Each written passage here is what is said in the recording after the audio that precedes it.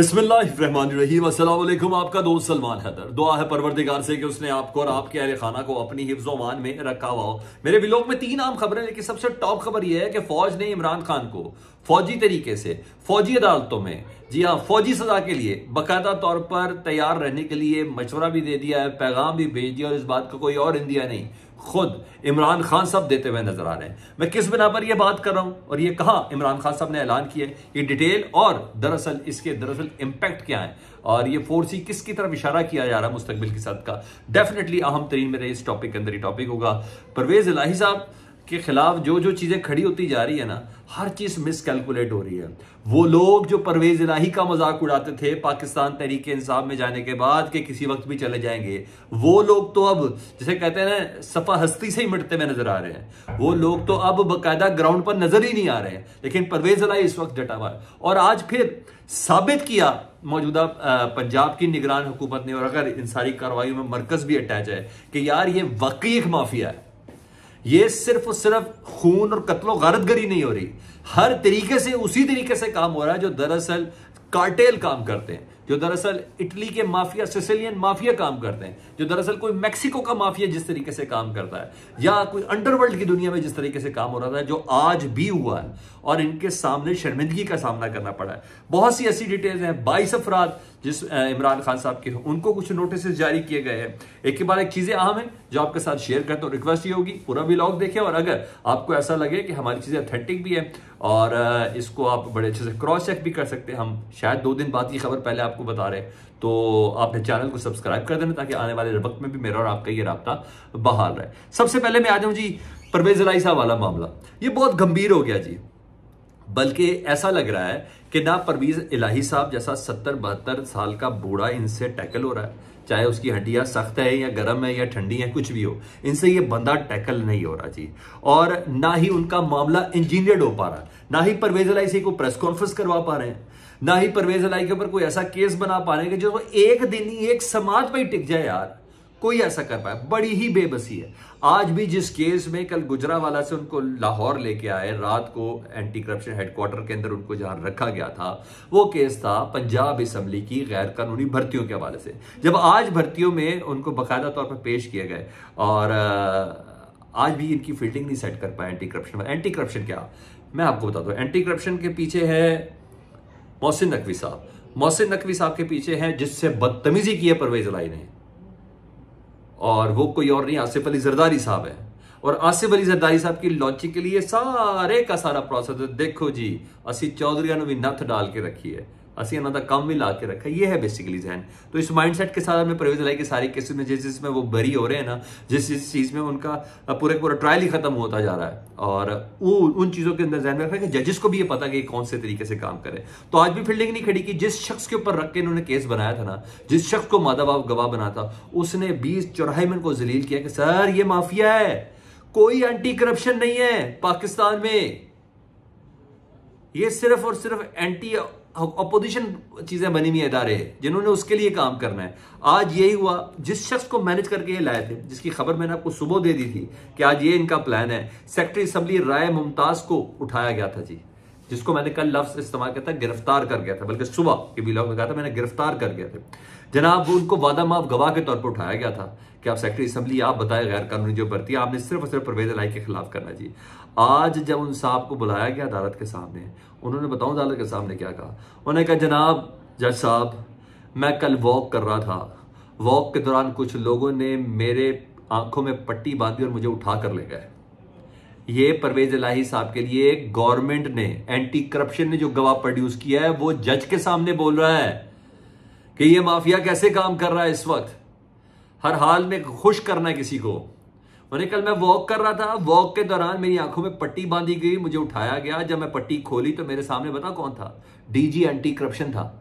जी हां, सुहेल जफर चट्टा साहब, ये पहला डीजी एंटी करप्शन है जिनके ऊपर खुद करप्शन के इल्जाम है, जो खुद साल मुल्क से बाहर रहे हैं करप्शन के इल्जाम के बाद, फिर शहबाज शरीफ साहब ने उनका कंफर्ट जोन बना के उनको वापस लेके आए। ये ऐसा हमारा डीजी एंटी करप्शन है। तो बहरहाल उन्होंने कहा, मेरे सामने खड़े थे DG anti corruption, DG anti corruption ने मुझसे सीधा सीधा कहा, और जनाब ये बताएं मुमताज साहब, राय साहब, आपने नौकरी करनी है या नहीं करनी है?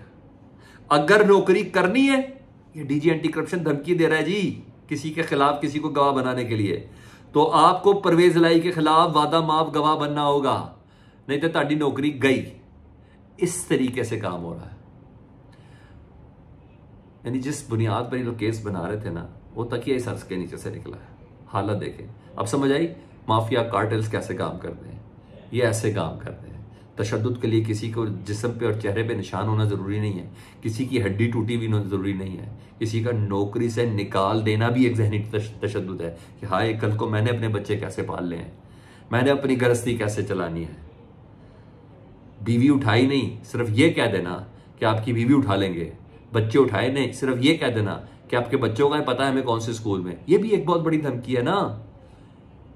इसकी तो कोई कसम भी नहीं खा सकता, तातारट भी कसम नहीं खा सकता, क्योंकि इसके बाद इस पे कभी उन्होंने बात ही नहीं की। वो तो कहते हैं ज़दोकोप का मतलब है तशद्दुद। बहुत से ऐसे तरीके हैं। अच्छा, जब हर बार नाकाम हुआ ना, तो जज गुलाम मुर्तज़ा साहब पर फिर उन्होंने अदम एतमाद का इज़हार किया। जज एंटी करप्शन के जो जज है गुलाम मुर्तज़ा साहब, ये वही जज है जिन्होंने पहले दिन भी परवेज इलाही साहब के ना पर्चा खारिज किया था, जिसकी बिना पर उनको गुजरावाला ले गए थे। डीजी एंटी करप्शन और जज में तलकलामी हुई, चट्टा साहब में और एंटी करप्शन के जज साहब है गुलाम मुर्तज़ा साहब में। जज साहब ने बरहमी का इजहार किया उनकी बदतमीजी के ऊपर। जज साहब ने कहा अगर आप लोगों को मेरा फैसला पसंद नहीं है तो चैलेंज कर दें यार, मेरे से बदतमीजी क्यों कर रहे हैं आप। मैं वही जज हूं जिसने पीटीआई के वर्कर्स का रिमांड दिया था, तो मुझे किसी पार्टी से नत्थी करने की जरूरत नहीं है। अगर मुलजिम को पेश नहीं करना चाहते तो दरख्वास्त दे दें, किसी और जज के सामने पेश कर दें। पर परवेज इलाही को साहब को आज पेश किया गया, लेकिन बुलाए तो क्या, लेकिन पेश नहीं किया गया। आज फिर परवेज इलाही को पेश करने के बजाय ना तहरीरी तौर पर जी जज पर अदम एतमाद का ऐलान किया जी। पाकिस्तान पंजाब की निगरान हुकूमत ने चले चट्टा साहब के एंटी करप्शन के डीजी ने मुकायदा किया और किसी और जज के सामने पेश करके अब उनका रिमांड लिया जाएगा। लेकिन परवेज इलाही साहब का हौसला यार बड़ी बात है, आज भी जवान है। उन्होंने कहा है पीटीआई वाले डट के खड़े हों, 10 नहीं 100 मुकदमे भी बन जाए ना, कमर कस लें, ये मेरा कुछ नहीं कर सकते। पीटीआई दीन और पाकिस्तान के हवाले से हक सच पर खड़ी है, तो ये तमाम कारकुन समझ लें कि दीन और पाकिस्तान के हवाले से हक सच पर खड़ी है और झूठ में किसी किस्म की कोई बरकत नहीं। ये सब नाकाम होंगे और उनके मुंह काले होंगे। ये परवेज इलाही साहब कह रही है, जो मेरे खिलाफ कर रहे हैं, स्पेशली मोहसिन नकवी साहब से मुतल्लिक ही कर रहे हैं ना, लेकिन नाकाम भी होंगे, उनके मुंह भी काले होंगे। मतलब मैं ये कहूँगा जिनसे उम्मीद ही नहीं थी, परवेज इलाही साहब से नहीं उम्मीद थी कि वो इस हद तक खड़े होंगे, वो इमरान खान के साथ खड़ा है। और जो शख्स इनकी सुबकी लेता था, इनके ऊपर फप्ती कसता था, फवाद चौधरी, वो आज नहीं है पार्टी में। उसने पार्टी में ब्रेक लिया, बल्कि कहीं जगह पे अनेक भी करने की कोशिश कर रहे हैं। यार ये बड़ी बात है और ये सबक सीखना चाहिए हमें भी, इमरान खान साहब को भी इन बातों से कि जी हाँ ये चीज़ें हैं। अच्छा ये हो गया। उधर मैंने आपको परवेज इलाही साहब के हौसले का बता दिया। उधर यहाँ क्या हो रहा है मामला जी, 2 अरब डॉलर का तोहफे के साथ ना आज पाकिस्तान के तमाम मेन स्ट्रीम अखबार के फ्रंट पेज पे खबर है 2 अरब डॉलर का तोहफा। और ये तोहफा किसने दिया है? इसके साथ आज पंजाब की निगरान हुकूमत ने दरअसल ना अपनी कैंपेन का आगाज कर लिया। पंजाब की निगरान हुकूमत अपने कारकर्दगी का बाकायदा तौर पर अखबार के फ्रंट पेज पे अवाम के टैक्सों का पैसे के साथ वो आज शो ऑफ करना शुरू हुई है। और सो कॉल्ड ये न्यूट्रल हुकूमत है, इसका बनता ही नहीं है फ्रंट पेज पे अपनी तशहीर करने का। मोहसिन नकवी साहब की अपनी तशहीर हो रही है, यानी वो ये कहना चाह रहे हैं अब IMF की तरह देखें मोहसिन नकवी काफी है। ये कह के आज पंजाब हुकूमत ने अपनी कैंपेन चलाई है जी। और ये बताऊं क्या, ये अज़ाइम है, ये ज़्यादा देर तक रहने के अज़ाइम है। और इन्होंने अगले 4 महीने का बजट भी इसी निगरान हुकूमत जो 3 महीने के लिए आई थी, अगले 4 महीने का बजट भी इन्होंने पेश करना है। तो ये बेसिकली अपने आप को जस्टिफाई कर रही है, अपने आप को जस्टिफाई नहीं कर रहे, ये आसिफ अली जरदारी का बेटा होना जस्टिफाई कर रहे हैं।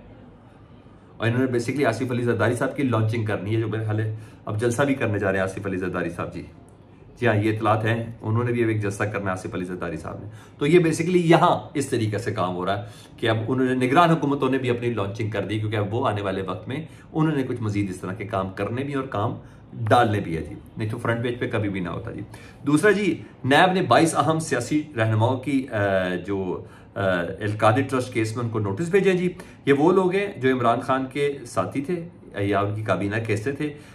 हिस्सा थे उनकी गाड़ियों, जायदादों और बैंक अकाउंट का रिकॉर्ड तलब किया है। तमाम सूबों के सेक्रेटरीज एक्साइज से बाकायदा रिकॉर्ड मांगा गया है। इसमें शेख रशीद, परवेज खटक, उमर अयूब, हमाद अजहर, मुराद सईद, असद उमर, फवाद चौधरी, आजम सवाती, अली जैदी, अली अमीन गंडापुर, फैसल वाडा, शफकत महमूद, गुलाम सरवर, शीरी मजारी और मौजूदा हुकूमत के इत्तेहादी खालिद मकबूल सदीकी, फरोग नसीम, खुसरो बख्तियार और ब्रिगेडियर इजाज शाह शामिल है। मतलब इनमें से कोई भी वादा माफ गवाह बनाया जाएगा और ये कहेंगे जी हमें बदल अफवाह हमसे मंजूरी दी गई, सारे का सारा काम इमरान खान साहब ने डाला है। इन तमाम को इसलिए बीच के अंदर डाला है, इनको इनकी जायदाद और दूसरा रिकॉर्ड इसलिए मांगा जा रहा है। तो यहाँ से ये भी एक फील्डिंग खड़ी की गई और नैब ने बाकायदा 22 रहनुमाओं को अलकादी ट्रस्ट में नोटिस जारी किया।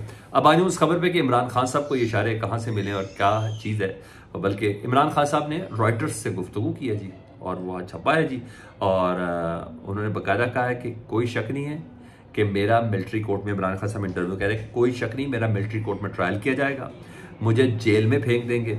फौजी अदालत में केस का मकसद सिर्फ और सिर्फ मुझे जेल में डालना है और ये फौज ये सब कुछ मुझे दोबारा इक़्तिदार में आने से रोकने के लिए कर रही है। तो बाकायदा तौर पे इमरान खान साहब को इस बात का मैसेज पहुंच चुका है कि अब ये जो फौजी अदालतें हैं उसका मकसद सिर्फ और सिर्फ इमरान खान साहब को जेल में रखना है, इमरान खान साहब का मिलिट्री ट्रायल करना है और मिलिट्री ट्रायल के तहत फौजी अदालतों के जरिए इमरान खान साहब को जेल में डालना है। और वो बाकायदा सीधा कह रहे हैं इमरान खान साहब कि फौज दरअसल मुझे दोबारा इक़्तिदार में आने से रोक रही है। तो इंटरनेशनल मीडिया रॉयटर जो पूरी दुनिया को खबरें देता है उसके सामने इमरान खान साहब बता रहे हैं। तो डेफिनेटली इमरान खान साहब किसी इन्फॉर्मेशन या किसी मैसेज की बुनियाद पर ये बात करें। फीडबैक से मतलब जरूर कीजिएगा, रिक्वेस्ट करूंगा चैनल देखें तो सब्सक्राइब करने, अपना बहुत ज़्यादा ख्याल रखें। अल्लाहुम्मा सल्ली अला मुहम्मद व आले मुहम्मद।